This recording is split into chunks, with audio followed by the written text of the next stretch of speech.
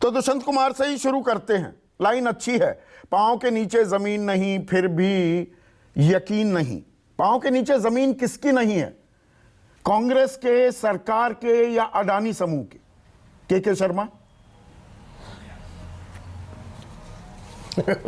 संदीप भाई, सीधा सीधा उनका इशारा कांग्रेस पर ही था। अडानी आप जोड़ रहे हैं, ये आपकी मर्जी है। तो उन्होंने जो बात कही कि वर्तमान समय में कांग्रेस की जो हालात हैं, न नेता है, न नेतृत्व के प्रति देश में उसकी कोई विश्वसनीयता बची है, तो वो उनकी बात कर रहे थे। और ये भी बता रहे थे कि आप अपने अंदर थोड़ा आत्मावलोकन कीजिए, और इसलिए कीजिए क्योंकि आप आरोपों के आधार पर आप चाहते हैं कि विपक्ष की हम भूमिका निभा लें। तो आरोपों से तो नहीं होगा ना। आरोपों की तो जांच होती है, आरोप से ही तो जांच बैठती है। और सब आरोप लगेंगे तो जांच होनी चाहिए, नहीं होनी चाहिए। सही कहा संदीप जी, बिल्कुल। मैं बिल्कुल उसी पे आ रहा हूँ, आपकी ही बातों पे आ रहा हूँ। जो आरोप लगे हैं, किसी औद्योगिक समूह पे लगे हैं, तो उसकी जांच उसकी एजेंसियां देखेंगी, उसकी कानूनी परिस्थितियां देखेंगी। आप तथ्य और तर्क तो लाइए। तथ्य तो लाके रखी साहब ने, आपके पास अवसर था, आप सदन में ही रख देते सारे वो जो है तथ्य, जो आपके पास कागजात थे वो सब रख देते वहां। अच्छा, तथ्य और कागजात सबूत लाना विपक्ष की जिम्मेदारी है। एक जांच एजेंसियां किस लिए होती हैं? के भाई एक मिनट सुनिए ना, अब मुझे बात करने दीजिए ना, एक मिनट, मैं पूरी बात कर लूं। जो औद्योगिक समूह पर है उसके लिए जांच एजेंसियां हैं, कानून है, तमाम तरह की इस देश में है। जो आरोप आप प्रधानमंत्री पर लगा रहे हैं, माननीय प्रधानमंत्री जी पर लगा रहे हैं, और जो उस पे सरकार पे लगा रहे हैं, उसका तो निर्णय जनता जनार्दन ही करेगी ना। उसका निर्णय जनता जनार्दन करेगी। आपके पास इतना, आप 4 दिन से टीवी चैनल पे बैठ के अफवाहों का बाजार गर्म किए हुए हैं। वो अफवाहें हैं कि सत्य है, इसको कोई परखेगा कि नहीं? नहीं परखेगा तो आप तथ्य लाके रखेंगे ना। अच्छा, वो आप हवा में आरोप लगा के भाग जाएंगे तो जांच एजेंसियां इन गंभीर आरोपों का संज्ञान लेकर वो तथ्य जुटाएंगी, या जो तथ्य सार्वजनिक किए गए हैं उनकी पड़ताल करेंगी? संदीप भाई, ये तो केजरीवाल के भी बड़े भाई बन रहे हैं। केजरीवाल, आपने तो देखा है, केजरीवाल जी इसी जंतर मंतर चौक में पेटी पेटी भर लेके घूमते थे कि ये कागजात है मेरे पास। ये 1 लाख से वो 20 लोगों का लिस्ट जारी करते थे। कोई कागज था क्या उसमें? कोई कागज दिखा पाए क्या? तो केवल आपका काम यदि विपक्ष में रहते हुए केवल ये है कि आरोप लगाना है और उसके संबंधित चीजें आपको प्रस्तुत नहीं कर रही है, तो जांच कैसे चालू होगी? आपको उसके कागजात तो रखने पड़ेंगे। जांच एजेंसियों की कोई भूमिका नहीं है। और मैं ये भी कह दूं आपको, ईडी, सीबीआई, डीआरआई, उनकी कोई जिम्मेदारी, सेबी, आरबीआई।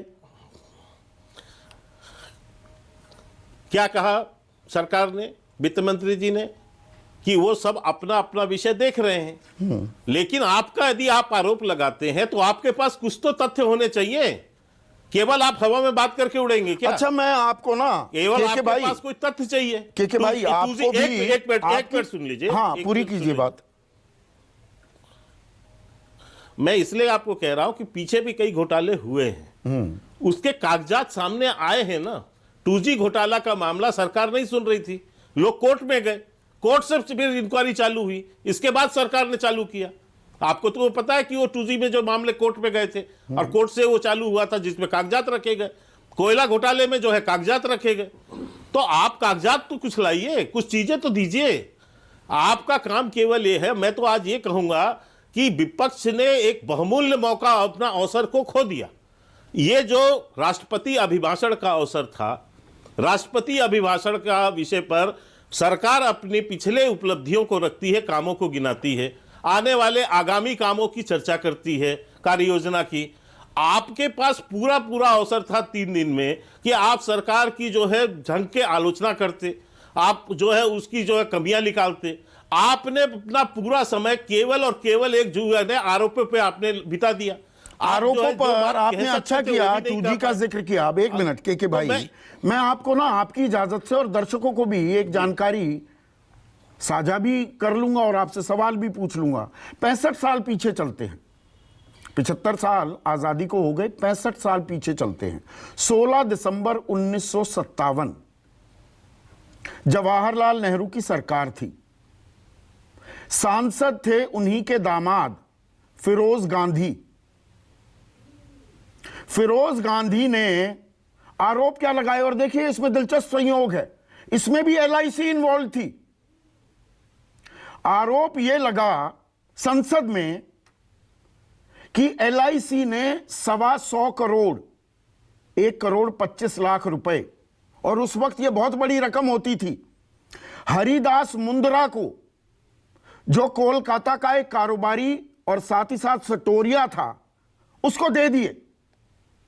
दबाव में, किसके दबाव में? वित्त मंत्री टीटी कृष्णामाचारी के दबाव में। यह 16 दिसंबर, तारीख फिर बता रहा हूं, 1957 को सदन के पटल पर सवाल उठाए गए। बॉम्बे हाई कोर्ट के जज एमसी चागला की एक कमेटी बनी, सिंगल जज कमेटी। 2 महीने में रिपोर्ट आ गई। 18 फरवरी 1958 को टीटी कृष्णामाचारी ने इस्तीफा दे दिया। इस्तीफे के लिए मंजूरी दे दी सरकार ने भी, मजबूर कर दिया कि भाई इस्तीफा देना पड़ेगा। 2 महीने के अंदर जांच भी हो गई, सत्यता भी स्थापित हो गई। तो यहां क्या जांच बिल्कुल गैर जरूरी है? अगर हिट एंड रन जॉब है, और जो आप कह रहे हैं, और मैं मानने को तैयार हूं कि भाई यहां कॉन्स्पिरेसी एंगल भी हो सकता है। टाइमिंग जी, 24 जनवरी को आई ये रिपोर्ट, फिर एफपीओ आ रहा था 20,000 करोड़ का, हमारा बजट भी आ रहा था। तो स्वीडिश रेडियो ने बोफोर्स का खुलासा किया, पर उसकी जांच हुई।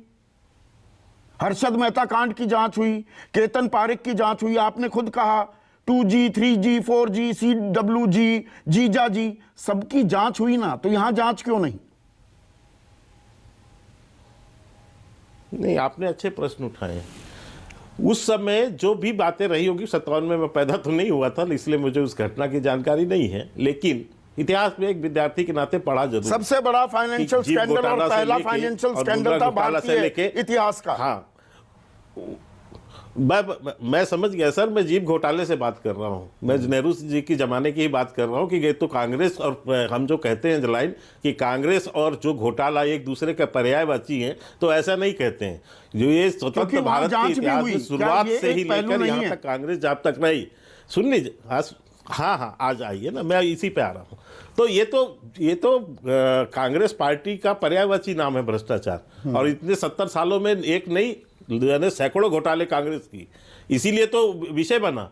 मैं ये कह रहा हूं कि आज आपके आरोप लगाने के पीछे आपकी जो भावनाएं हैं और आपकी विश्वसनीयता स्वयं कटघरे पर खड़ी है, क्योंकि आप आरोप किस आधार पे लगाते हैं, इसका इतिहास भी तो होगा ना। आपने राफेल पे जो है आपने आरोप लगाया, आप इतने बड़े बड़े जगह से घूमते थे, बयानबाजी रोज करते थे, यही राहुल गांधी, और जब उसकी जांच का विषय आया और जब कोर्ट पे मामला आया तो क्या हुआ उसमें? आखिर राहुल गांधी को माफी मांगनी पड़ी। मैं ये कह रहा हूं, ऐसे ही आपने जो है अभी जितने भी सत्र चले हैं, हर सत्र के पहले एक नया विषय आप लेके खड़े होते हैं, इसके बाद फिर क्या होता है? इसके बाद आप पूरा सत्र एक बार में थे, हर बार नया मुद्दा नहीं लेके आते थे, हो जाते हैं, एक ही मुद्दे पर अटके रहते थे सारे सत्रों में। मैं इसीलिए नहीं, लेकिन सर हमारे समय की आप स्थिति समझिए ना, यदि हमने उस समय आरोप लगाए 2G में, तो उसमें तथ्य निकले या नहीं निकले, उसमें कागजात पेश हुए या नहीं हुए, और किसने पेश किए? विपक्ष ने पेश किया।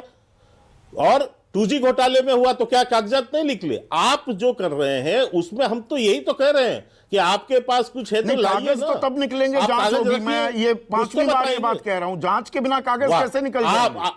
सर हाँ ना, तो आप कैसे हवा में आरोप लगा देंगे? मुझे एक चीज बताइए, आपके अपने सपने आ गए कि इसने इतना रुपया दिया, उसने वो किया जी, उसने ये किया, तो पड़ताल जरूरी नहीं के पीछे कुछ दम तो चाहिए ना। पड़ताल जरूरी नहीं, पड़ताल करोड़ लोगों को 5 किलो अनाज दिया है, 9 करोड़ लोगों को मुफ्त में गैस कनेक्शन दिया है, वो उनके भरोसे पर फैसला होगा।